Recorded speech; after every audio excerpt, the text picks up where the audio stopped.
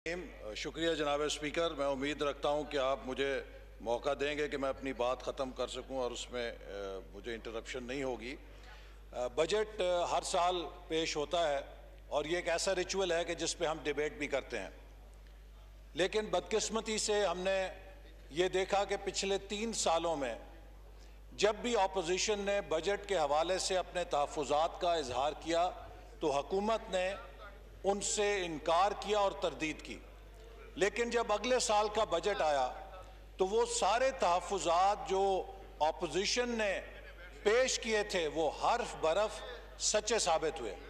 हमने हर दफ़ा कहा कि हुकूमत ने जो टैक्स रेवेन्यू की प्रोजेक्शन की है ये गैर हकीकत पसंदाना है, हुकूमत ये टैक्स इकट्ठा नहीं कर सकेगी, और पिछले 3 सालों में ऐसा ही हुआ। हमने हर दफ़ा कहा कि हुकूमत ने जो बजट का खसारा दिखाया है ये पूरा नहीं है, इससे ज़्यादा होगा, और पिछले 3 सालों में ऐसा ही हुआ है।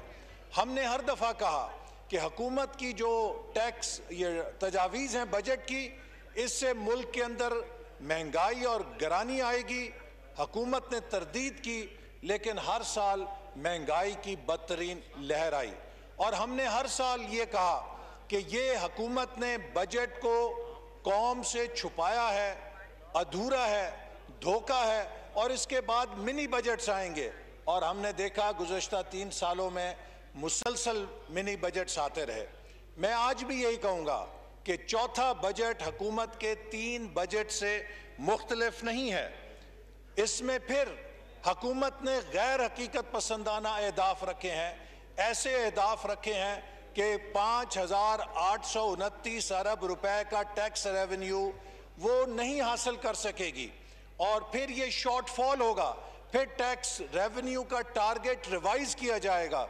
इसी तरह 6.3% अगर फिस्कल डेफिसिट दिया गया है तो ये भी गैर हकीकत पसंदाना है। 8.5-9% के करीब जो खसारा है बजट का वो जाएगा, और महंगाई में भी इसी तरह इजाफा होगा। और आप देखेंगे कि ये बजट पास अगर हुआ तो कुछ ही अरसे बाद बिजली महंगी होगी, उसके बाद गैस महंगी होगी, उसके बाद पेट्रोल महंगा होगा, और इनडायरेक्ट टैक्सेशन के जरिए अवाम के ऊपर बोझ डाला जाएगा, जिससे मुल्क के अंदर बदतरीन महंगाई की लहर आएगी।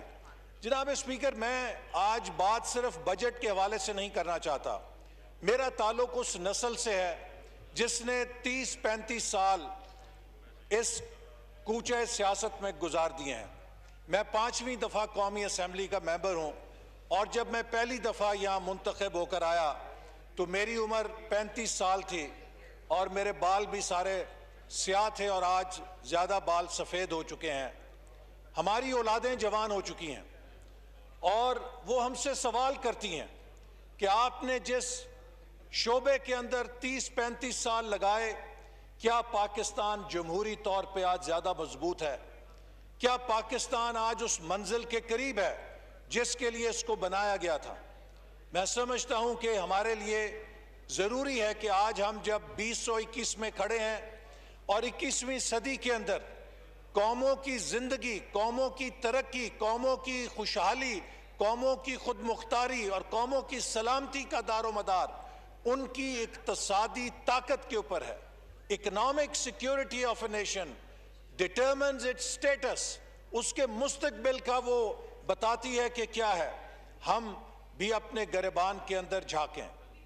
किसी भी मुल्क में मईशत के 2 फैक्टर्स होते हैं, एक क्लाइमेटिक फैक्टर्स होते हैं और एक वेदर फैक्टर्स होते हैं।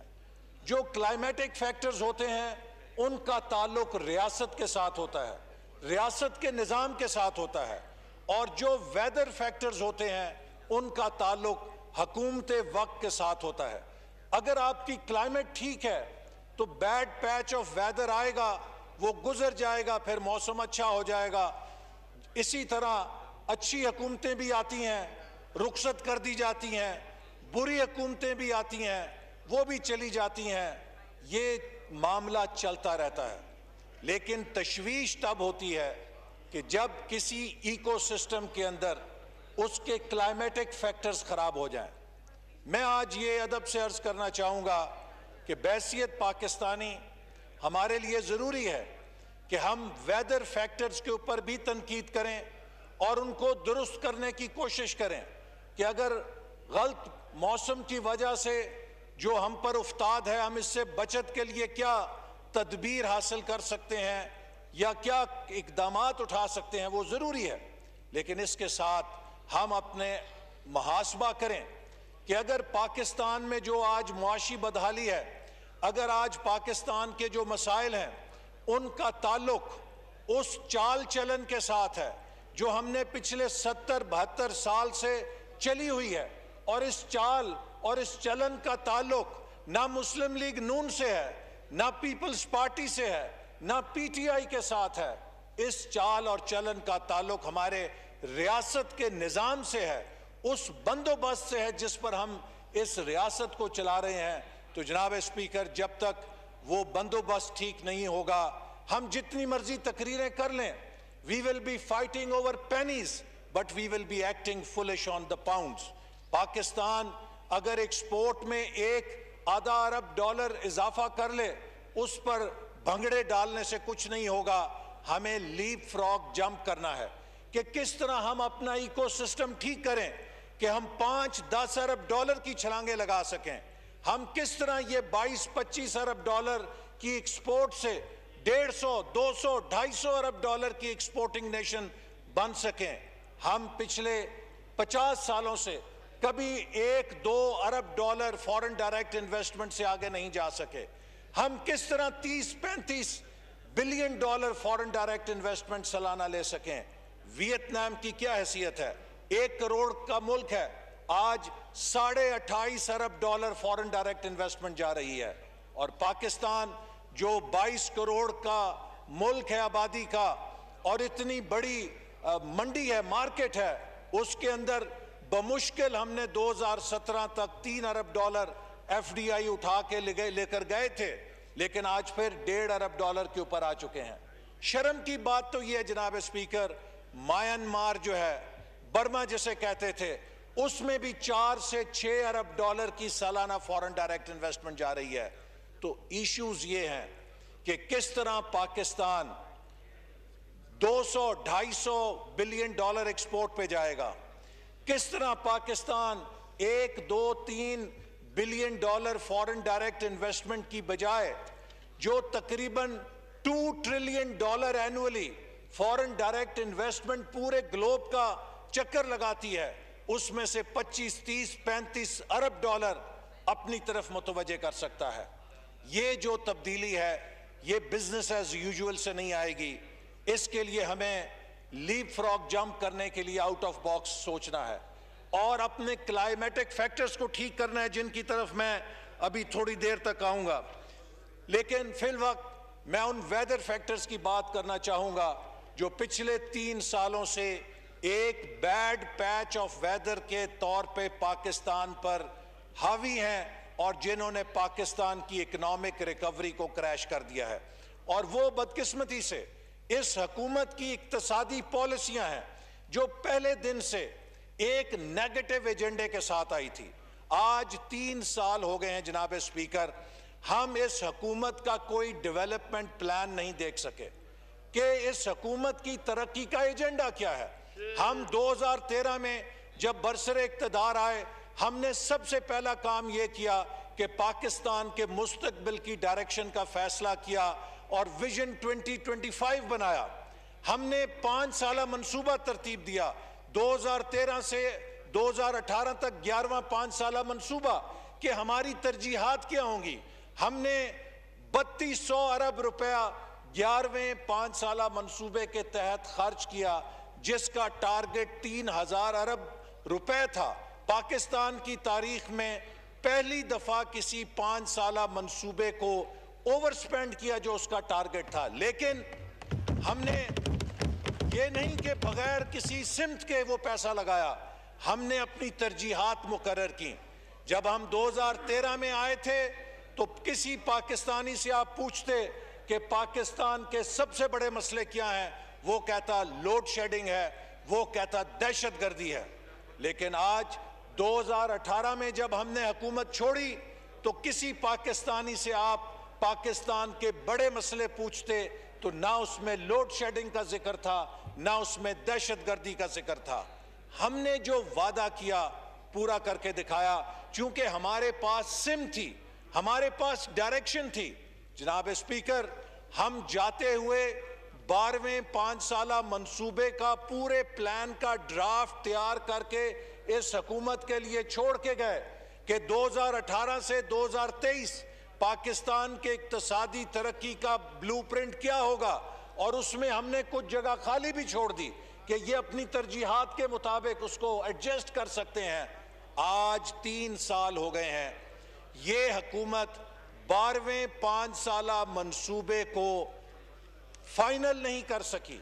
और मुझे हैरत होती है कि जब इस मुल्क का वजीर आजम खड़े होकर कहता है कि जनाब ये मुल्क इसलिए पीछे रह गया कि हमने कभी लॉन्ग टर्म प्लानिंग नहीं की थी। लॉन्ग टर्म प्लानिंग क्या?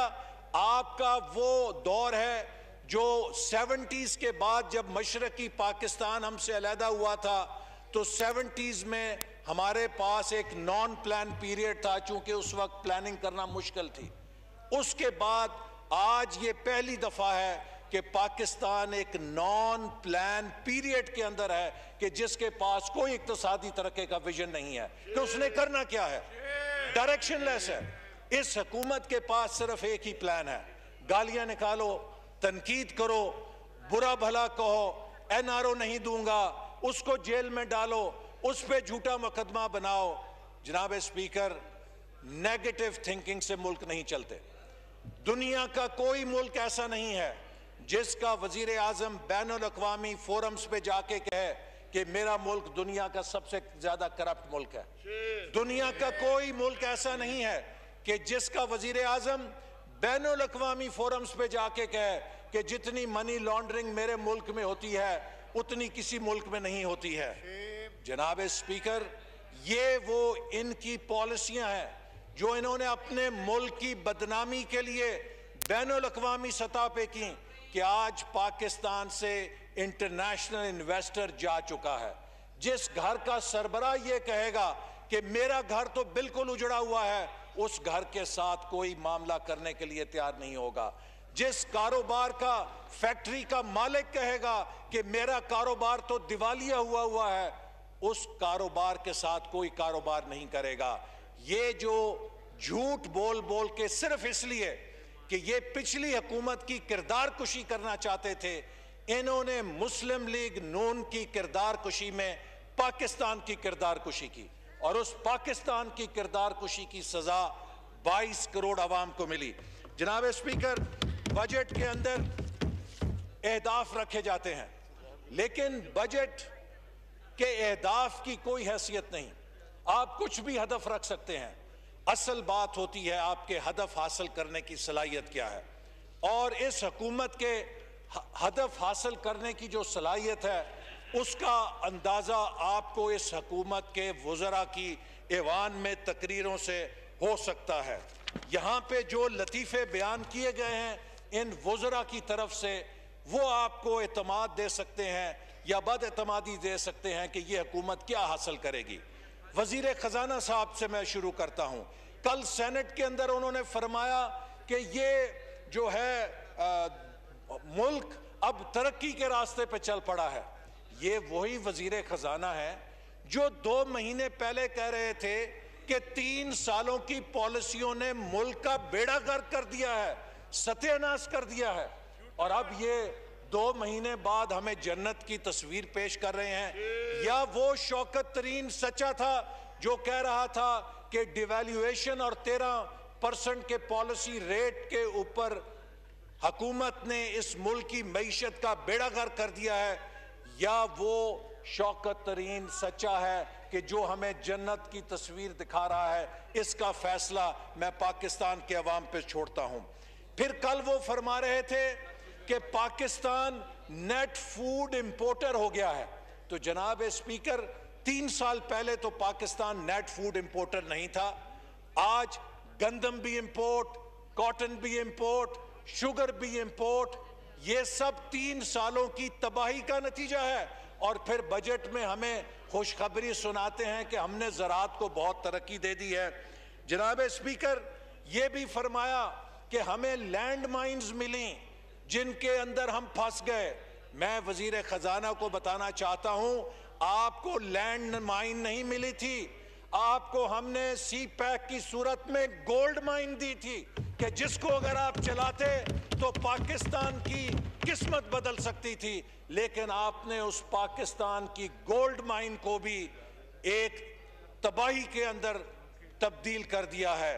और मैं अभी आपको बताऊंगा कि किस तरह आपने 3 सालों के अंदर पाकिस्तान को डेट ट्रैप और डेट माइन के अंदर फंसा दिया। अभी वो वजीर साहब तशरीफ ले गए जो कर्जों पे हमें दर्स दे रहे थे, तो मैं भी बताऊंगा कि कर्जे किसने लिए और किसने उनके साथ क्या किया। यहां पर अभी वजीर इत्तलात ने कहा साहिवाल के अंदर ये प्लांट लगा गए।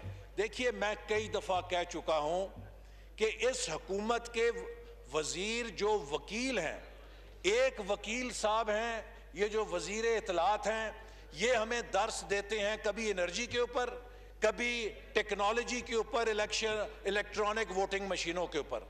मैं अदब से कहूंगा फवाद चौधरी साहब से भी, और एक और वकील साहब हैं जो हमें मईशत पढ़ाते हैं, हमाद अजहर साहब, कि देखिए अगर तो किसी कातिल को जमानत दिलाने का मामला है उसके ऊपर आप जरूर हमें बताइए, अगर किसी कब्जे वाले प्लॉट के लिए स्टे हासिल करने का मामला है तो वो आपकी एक्सपर्टीज हो सकती है, कोई कानूनी मामला है उस पर आप जरूर बात कीजिए।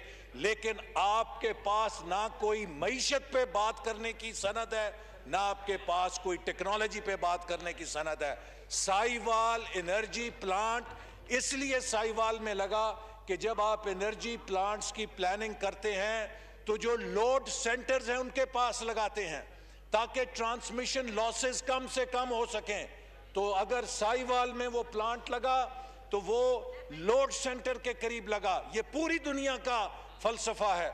और फिर वहां पे पोल्यूशन हो गई। इनको मैं इत्तला देना चाहता हूं, साहिवाल का प्लांट सुपर क्रिटिकल टेक्नोलॉजी पर लगा है, जो जदीद तरीन टेक्नोलॉजी है, जो पोल्यूशन से मुबर्रा है। और सी पैक के हर मंसूबे के लिए एनवायरमेंट प्रोटेक्शन एजेंसी का ऑडिट लाजमी था और उसकी अप्रूवल के बाद सी पैक के प्रोजेक्ट्स लगे हैं।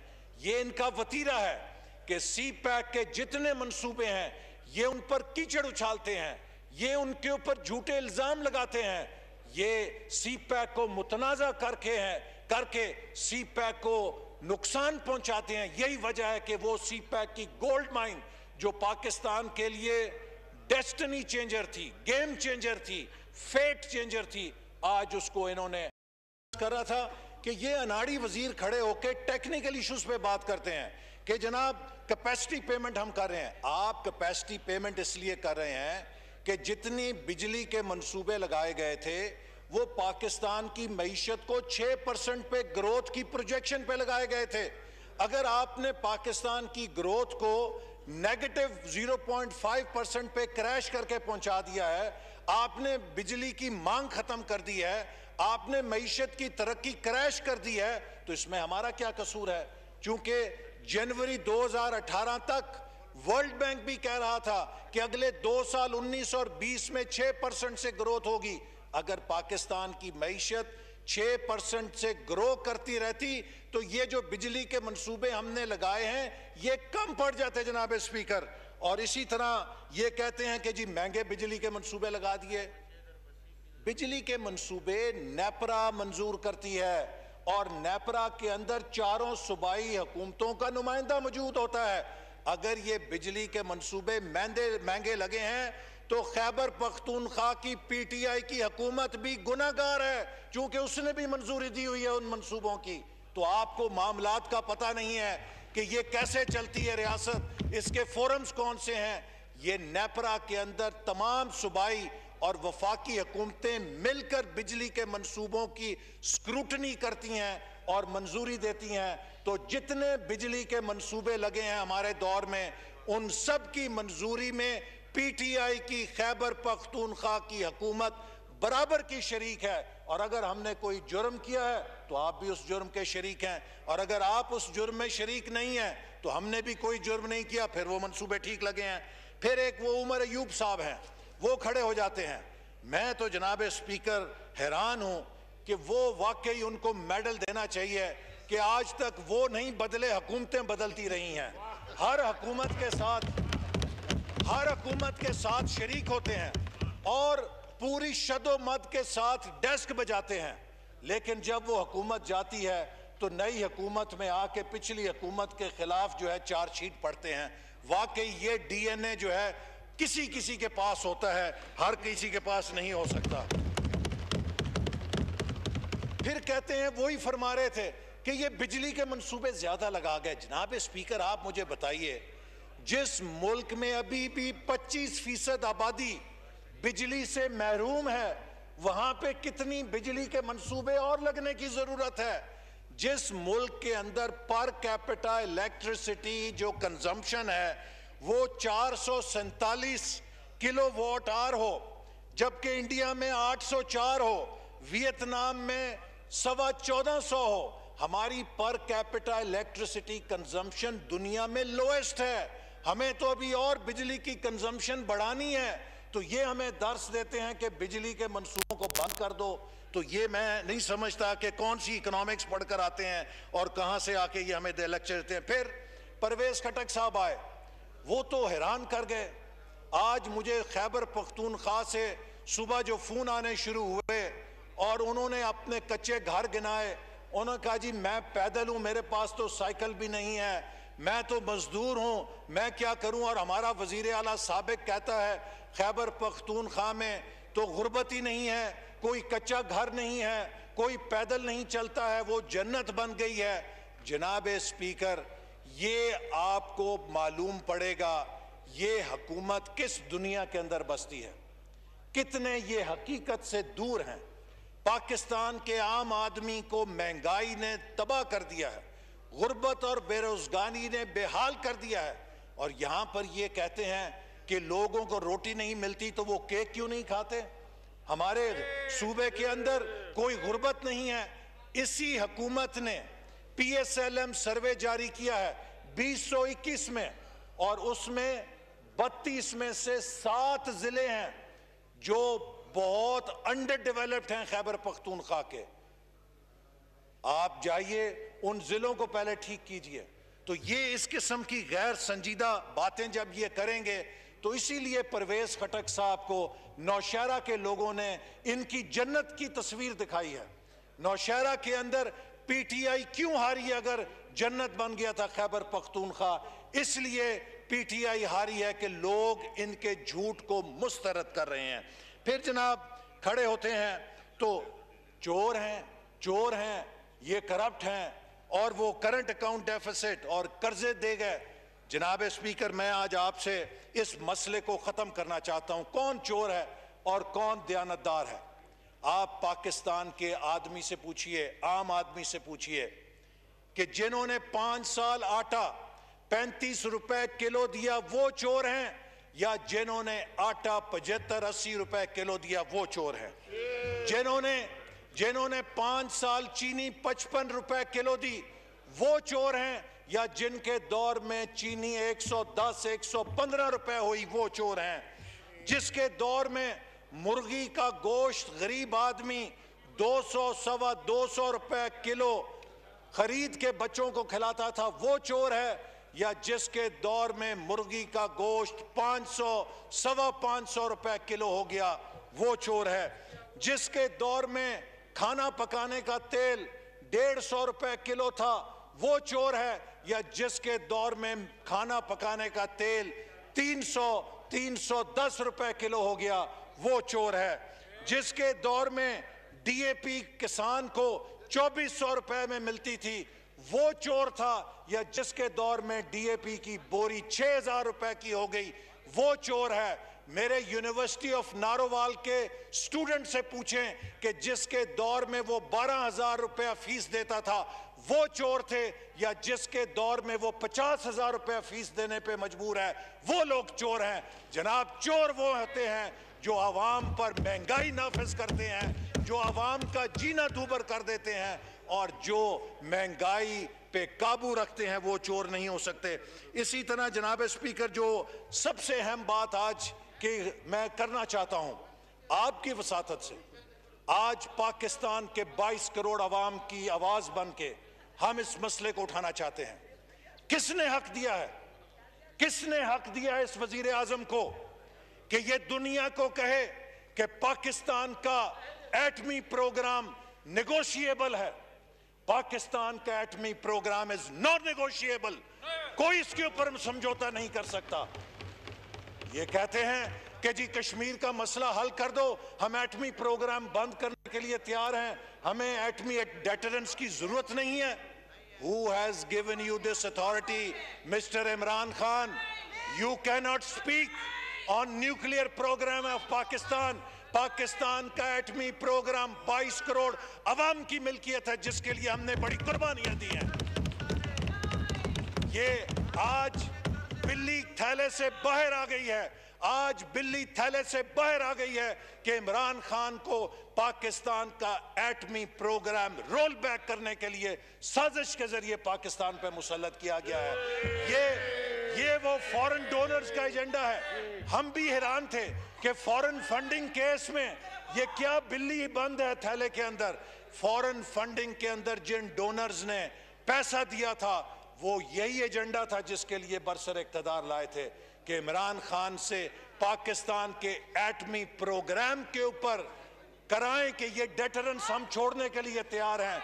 मैं इस ऐवान के जरिए ऐलान करना चाहता हूं कि कश्मीर का मसला हल हो या कश्मीर का मसला हल ना हो, पाकिस्तान की nuclear deterrence is non negotiable और उसके ऊपर कोई समझौता नहीं किया जा सकता। और अब जनाब, ये जो बजट की बात करते हैं, इस पे 3 हिस्से हैं। इन्होंने कहा 3.9% ग्रोथ हो गई है।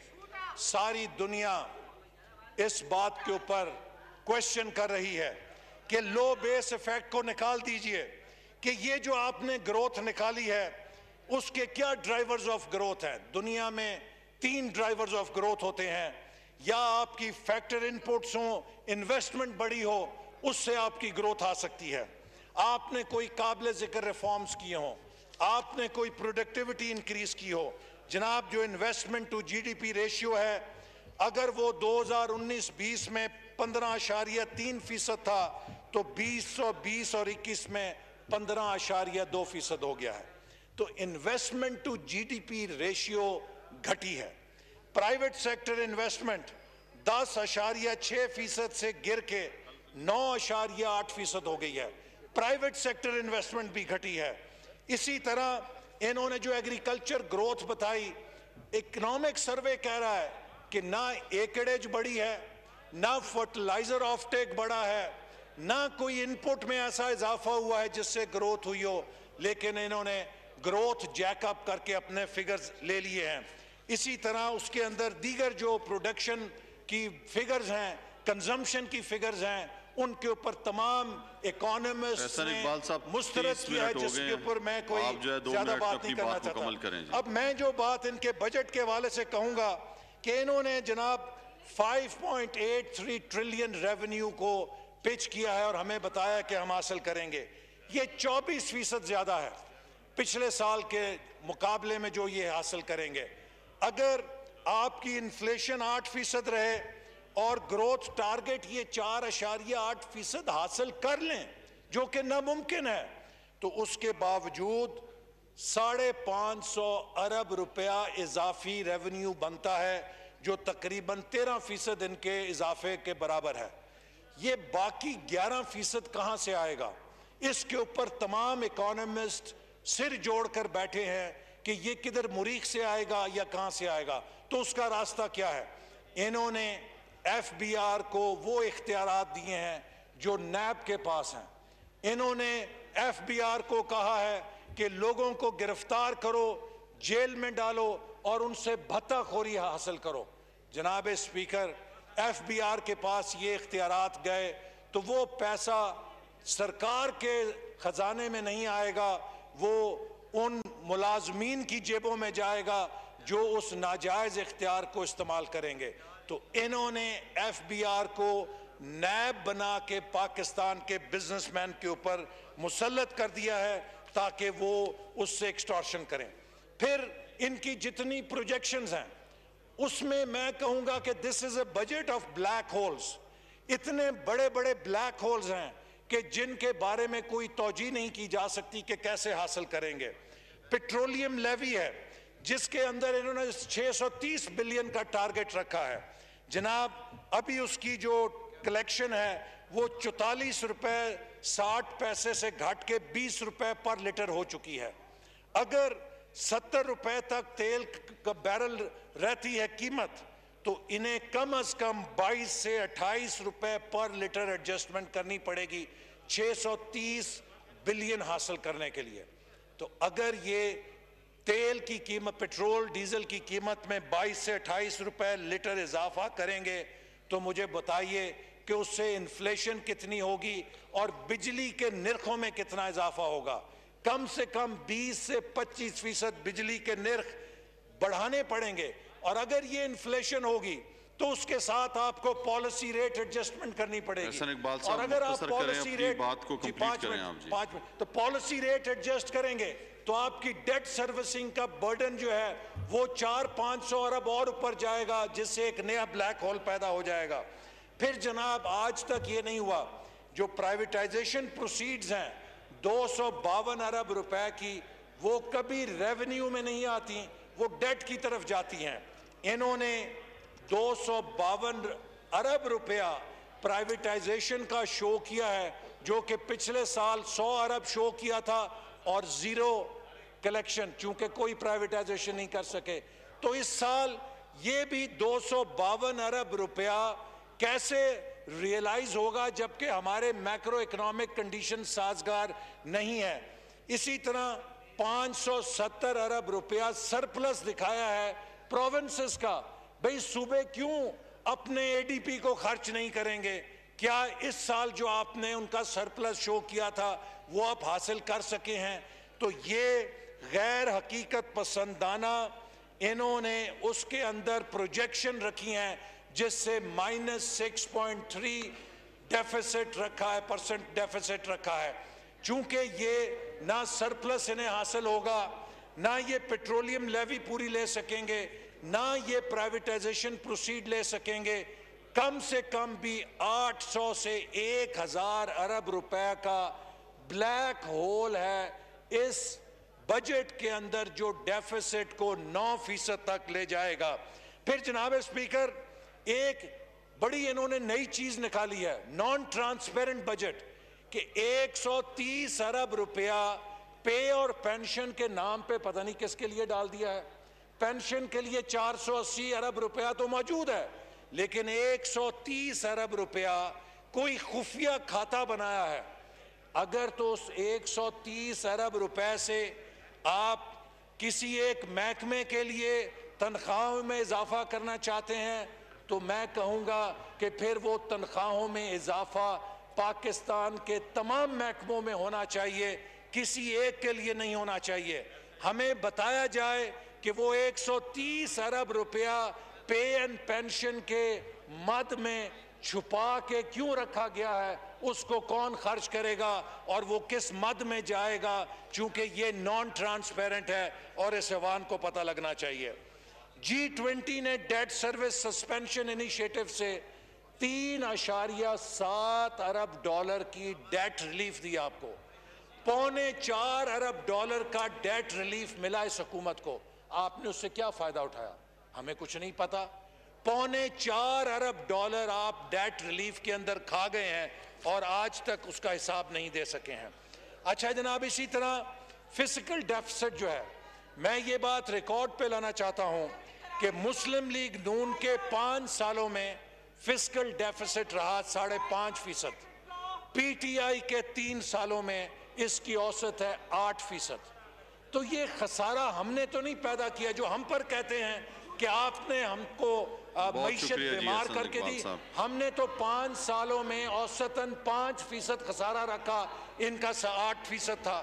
डेवलपमेंट, बस ऐसे इकबाल साहब, बहुत लंबी हो गई आपकी स्पीच। अभी बहुत से लोगों ने कर दी है, सब लोगों ने स्पीच कर दी है जी। आपका टाइम एक्सेस हो चुका है नून लीग का, मुझे एक्सेस हो चुका है, टाइम ही एक्सेस हो चुका है। मुझे खत्म करने दे। 5 दूसरी जमातों के भी टाइम रहते हैं जी।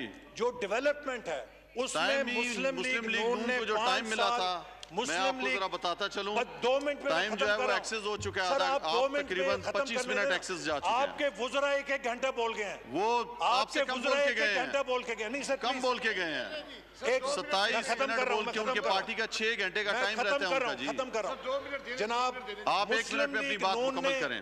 मुस्लिम लीग नून ने 5 साल 4.7% ऑफ GDP डेवलपमेंट पे खर्च किया। आपने 3 सालों में डेवलपमेंट बजट घटा के 3% कर दिया है। आप हमें बता रहे हैं कि 2100 अरब का नेशनल डेवलपमेंट आउटले आपने इस साल किया है, तो मुस्लिम लीग नून ने 2100 अरब का डेवलपमेंट आउटले 2017-18 में किया था। हमने डेवलपमेंट पे जितना खर्चा 4 साल पहले किया था, आज आप उतना करके कारनामा बता रहे हैं, जबकि इन्फ्लेशन हो चुकी है, डॉलर रुपी पैरिटी बदल चुकी है। तो आज का 2100 हमारे 4 साल पहले के मुकाबले में 1700 अरब रुपए के बराबर आता है। बहुत शुक्रिया जी। जी जनाब मेजर ताहिर सादिक साहब, बात आपकी हो गई जी, आपको काफी मैंने टाइम दिया जी। जी मेजर, आपको मैं इनको दे चुका हूं जी, सबसे ज्यादा बोले हैं सुबह से, इतना कोई भी नहीं बोला जितना ये बोले हैं। मेजर ताहिर सादिक साहब अपनी बात शुरू करें जी। बिस्मिल्लाह।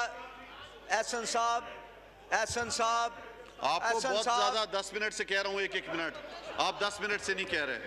आप 1 मिनट में अपनी बात खत्म करें। एहसन इकबाल साहब आखिरी बात करें जी। तजवीज़ ये देना चाहता हूं कि तनख्वाहों में 10% की बजाय 20% इजाफा किया जाए। हायर एजुकेशन कमीशन को 10 अरब की मजीद ग्रांट दी जाए, चूँकि पाकिस्तान की तमाम यूनिवर्सिटीज़ बदतरीन माली खसारे के अंदर हैं। हमारे हुकूमत ने इस्लामाबाद में नेशनल पुलिस हॉस्पिटल का मंसूबा शुरू किया था। पुलिस वाहिद फोर्स है जिसका कोई हॉस्पिटल नहीं है, इस मंसूबे को शामिल किया जाए। FBR की जो ड्रैकोनियन पावर्स हैं उनको वापस लिया जाए। मैं राइस प्रोड्यूसिंग एरिया से ताल्लुक़ रखता हूँ, चावल की एक्सपोर्ट के लिए खसूसी इक़दामात उठाए जाएं, वरना अगले साल चावल की जो फसल है वो 20 से 25% उसकी कीमत गिरेगी और किसान तबाह हो जाएगा। वैक्सीनेशन के लिए जो $1.5 अरब है बताया जाए, इस बजट की किताब में कोई जिक्र नहीं है, और यही वजह है कि 3 हफ्तों की बजाय अब सेकंड डोज 6 हफ्तों पे कर दी गई है। और आखिर में जो सेल्स टैक्स क्रूड ऑयल पे, LNG और शुगर पे डाला गया है उसको विड्रॉ किया जाए, इससे महंगाई आएगी। और जो हमारे मुल्क के FSC के स्टूडेंट्स हैं वो परेशान हैं कि बहुत कम वक्त में उनको इम्तिहान देने पे मजबूर किया जा रहा है, उनके मसले को सुना जाए और उनको रिलीफ दिया जाए। और आखिरी बात ये कि अभी वो कह कर गए थे फवाद चौधरी साहब के हमें ये बताएं कि हमें करना क्या है, तो मैं आपको बताता हूं कि आपने क्या करना है कि मान जाएं, ये आपके बस की बात नहीं है, जान छोड़ें, घर को जाएं, ये करें। बहुत शुक्रिया।